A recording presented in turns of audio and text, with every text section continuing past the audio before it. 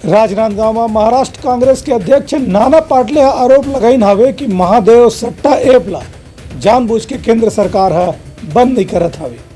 महाराष्ट्र प्रदेश कांग्रेस के अध्यक्ष नाना पोटले राजनांदगांव में पत्रकार वार्ता में कहिन कि छत्तीसगढ़ में भाजपा के सरकार के दोबारा जीते की कोई संभावना नहीं है।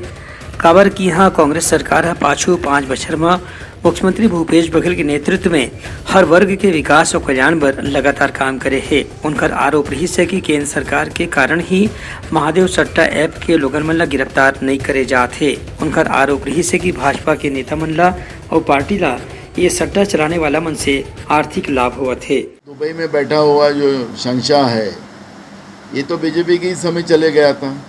एक ये तो भूपेश जी के सरकार में आने के बाद नहीं गया, पहले गया।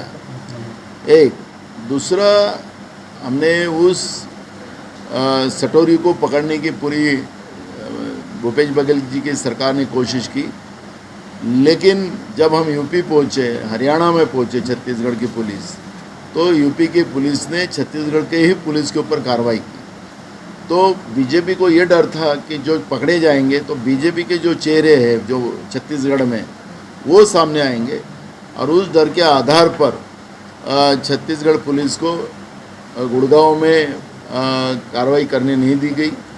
जय शाह कौन है आपको सबको पता है, आज क्रिकेट का बॉस बने बैठा हुआ है, और उसी आधार पर ये सटोरी पूरे ताकत के साथ काम करते हैं।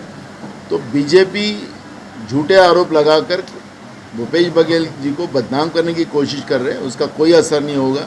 भूपेश बघेल क्या है, भूपेश बघेल की सरकार ने क्या काम किया है, ये छत्तीसगढ़ की जनता को पूरी मालूमात है। उनकर कहना है कि जब मुख्यमंत्री डॉक्टर रमन सिंह के सरकार यहाँ रही से तभी महादेव सट्टा ऐप के कार्यकर्ता मन लगातार अपन कारोबार ला बढ़ावत रही और जाके दुबई में जाके वहाँ से काम ला बढ़ाए के काम करीन हैं। उनकर कहना है कि केंद्र सरकार ला यदि अपन ईमानदारी साबित करना है तो तत्काल महादेव सट्टा ऐप ला बंद करके ओकर प्रमोटर मन ला गिरफ्तार करना चाहिए। ब्यूरो रिपोर्ट उत्तलंघा न्यूज।